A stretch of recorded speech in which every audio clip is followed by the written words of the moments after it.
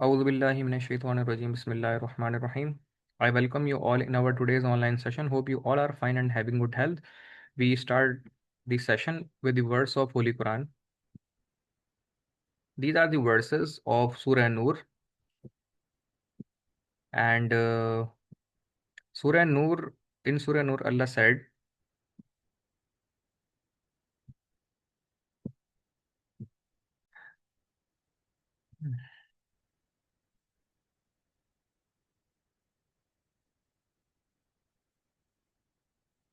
अल्लाह नूर है आसमानों और ज़मीन का।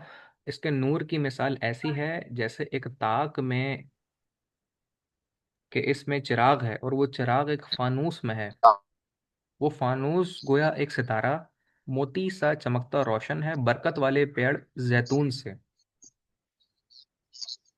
जो ना पूरब का ना पश्चिम का, करीब है कि इसका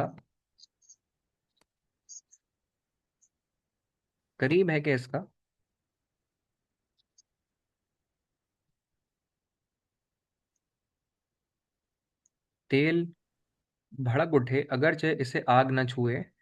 नूर पर नूर है, अल्लाह अपने नूर की राह बताता है जिसे चाहता है। और अल्लाह मिसाल मिसालें बयान फरमाता है लोगों के लिए, और अल्लाह सब कुछ जानता है।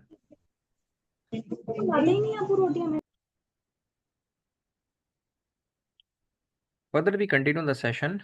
The last we comes to the presentation slide of the background of Revelation. In that, we know that some of the surahs which are relevant with the verses of Holy Quran event oriented, and some are the verses are not of the some event oriented.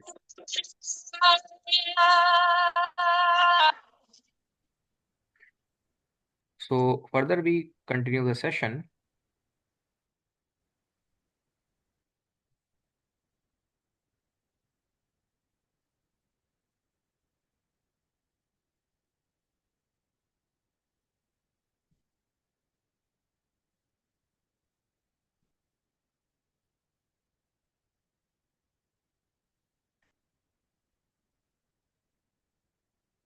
Okay, hopefully my voice is clear at your end and screen share as well with you guys.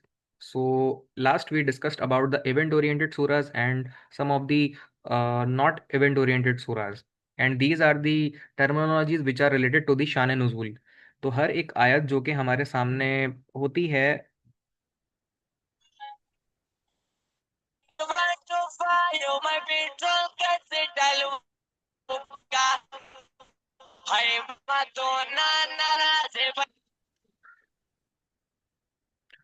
हर वो चीज़ जो हमारे सामने आती है उसका शान नुज़ूल होता है, और शान नुज़ूल मैटर करता है related relevance of the events. और जब जिस चीज़ की ज़रूरत होती है, नीड होती है हुज़ूर सल्लम के मौजूद मौजूद दौर में, तो अल्लाह ताला ने वो उस तरह से बताई है। आह, अच्छा जी, अपने माइक अगर आप म्यूट कर दें तो आसानी हो जाएगी, क्योंकि फिर मुझे फिर बार बार जो है वो जाकर माइक म्यूट करने पड़ते हैं पार्टिसिपेट्स के, तो वो मुनासिब नहीं होता है। तो तमाम लोगों से गुजारिश ये है कि आप लोग अपने अपने जो माइक्स हैं वो म्यूट रख लीजिए, और क्योंकि आपके एंड से फिर शोर होता है तो ये बाकी लोगों को वो चीज़ सुनाई दे रही होती है। वैसे मैंने कोशिश की है कि सबके जो माइक हैं वो म्यूट रहें, और माइक म्यूट होने की सूरत में फिर ये चीज़ें हमें क्लियर रहेंगी। Okay, further we are continue the session. इस तरह से एक और भी सूरत है, do not marry female associators unless they come to believe and a Muslim slave girl is better than a female associator given through she is like by you. ये सूरह बकरा की 221वीं आयत है, जिसमें अल्लाह ताला ने फरमाया है कि एक उस खातून से शादी करें जो कि बिलीवर हो। अगर वो बिलीवर ना हो तो फिर उससे शादी ना करना बेहतर है। और उस नॉन बिलीवर से एक मुस्लिम स्लेव यानी जिसे लॉन्डी कहा जाता है, वो बेहतर है उससे शादी करना बनिस्बत इसके जो कि नॉन बिलीवर है।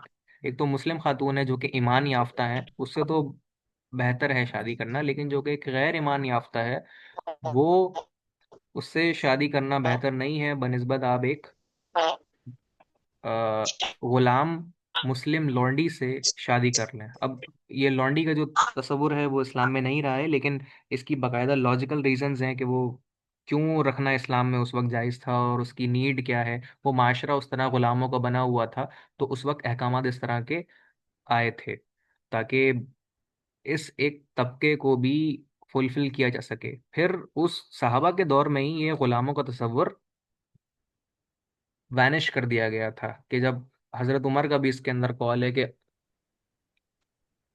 अल्लाह ताला ने इन मुसलमानों को जो है वो आज़ाद पैदा किया है, इंसानों को आज़ाद पैदा किया है, हम और तुम कौन होते हैं उन्हें गुलाम बनाने वाले।